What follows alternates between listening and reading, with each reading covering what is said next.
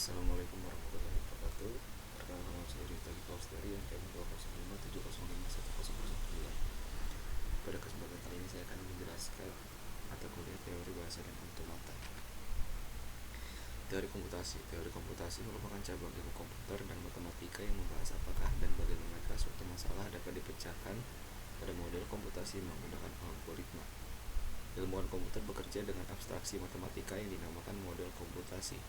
Model yang paling umum digunakan adalah mesin Turing.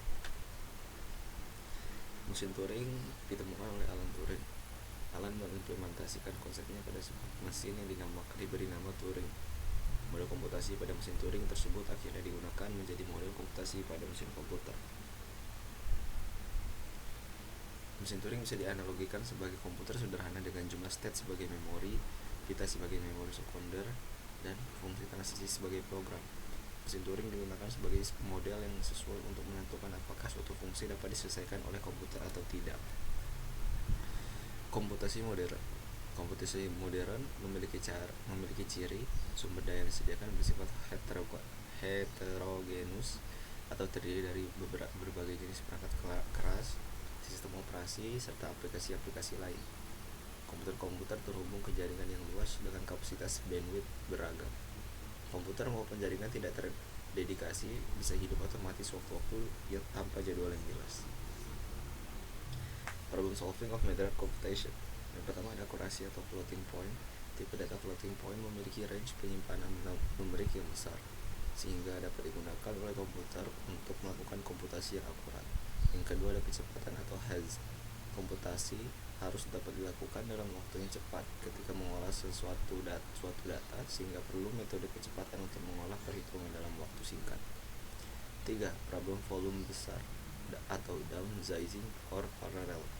Data yang besar dapat menjadi masalah jika ada yang terlewatkan. Digunakan metode downsizing atau parallel pada komputasi modern untuk menangani masalah volume yang besar. Yang keempat ada modeling atau NN dan GA. Perlu memodelkan algoritma tertentu untuk menyelesaikan masalah yang kompleks seperti neural network atau jaringan syarat tiruan atau genetic algorithm, model dan lainnya. Dan yang kelima ada kompleksitas. Kompleksitas komputasi adalah cabang dari teori komputasi dalam ilmu komputer yang berfokus pada mengklasifikasikan masalah komputasi sesuai dengan kesulitan inheren mereka. Bahasa reguler adalah penyusun ekspresi reguler atau IR. Ekspresi reguler terdiri dari kombinasi simbol-simbol atomik menggunakan 3 operasi, yaitu ada katenasi, alternasi, dan repetisi atau closure.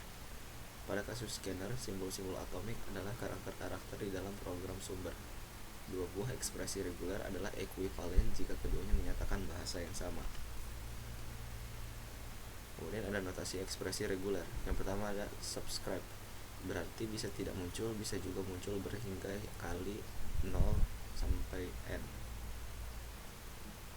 0 min n. Yang kedua ada superscript. Berarti minimal muncul 1 kali atau 1 min n.